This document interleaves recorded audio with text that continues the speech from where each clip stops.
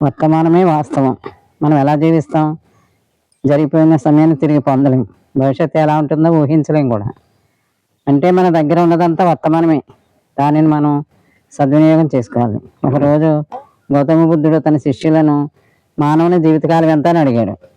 ఒక శిష్యుడు వెంటనే లేచి 100 సంవత్సరాలు అన్నాడు.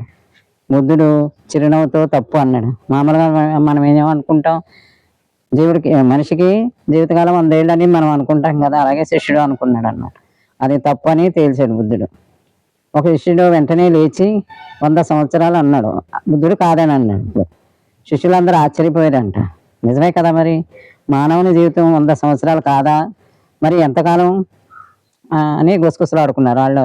మన గురువుగా ఇలా అంటున్నారు, ఎంతకాలం ఉంటుంది అని అందరూ గుసగుసలు ఆడుకుంటున్నారు. కాసేపటికి మరొక శిష్యుడు లేచి 70 సంవత్సరాలు ఇలా అన్నాడు అనమాట.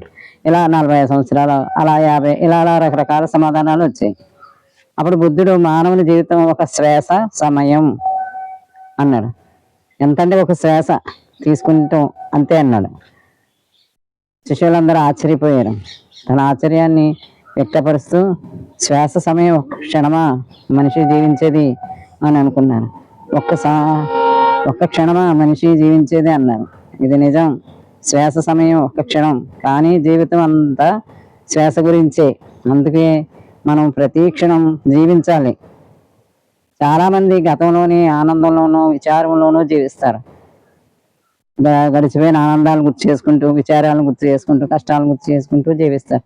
చాలామందికి భవిష్యత్తు అంటే భయం. ఏమో మళ్ళా కష్టాలు వస్తాయో ఏంటో, భవిష్యత్తు ఎలా ఉంటుందో, అసలు బ్రతుకుతామో లేదో, ఇలాంటి భయాలతో, లేదా ఆశ, నిన్న ముగిసిపోయింది, ఇది గతించిన సమయం, ఇదే విధంగా రేపు అనేది ఎవరికి తెలియనిది కాబట్టి వారి కోసం సమయాన్ని వృధా చేయటం అవివేకం.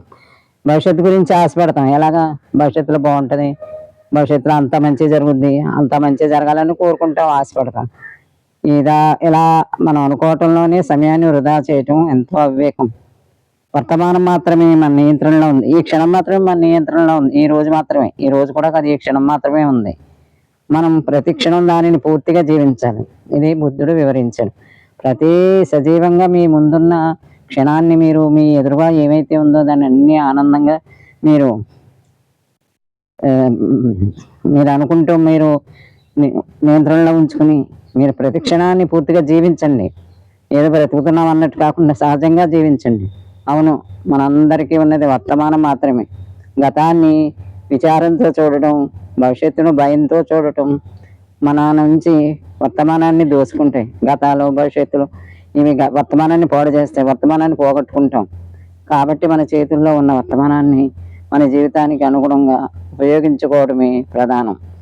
ఇప్పుడున్న వర్తమానాన్ని ఎలా ఉపయోగించుకోవాలి? ఇదేమీ అడగదు, ఇది ధనం అడగదు, ఏమీ అడగదు, కష్టం అడగదు, ఏమి అడగదు. ఆనందించడం. మన కళ్ళ ముందున్న ప్రతిదాన్ని, ఒక వృక్షాలని, ఫలాలని, చెట్లని, ఇంత మన కళ్ళ ముందున్న ఏ దృశ్యాన్నైనా, సుందరమైన దృశ్యాలను కూడా మనం నాదన్న వస్తువునైతే ఆనందించడం. కానీ ఏదైనా ఒక మంచిది కనబడితే అది నాకే కావాలన్న ఒక బుద్ధి, ప్రేరణ మనకు వస్తుందే కానీ దేన్ని స్వీకరించి ఆనందించి ఆయాచితంగా వచ్చి, ఈ ప్రపంచంలో ఎన్నో, ఈ ప్రకృతిలో ఎన్నో ఆయాచితంగా మనకి ఉంటాయి.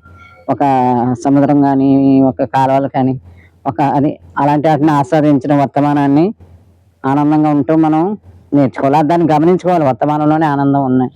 రేపు ఇంకో విషయం మాట్లాడుకుందాం. సరేనా?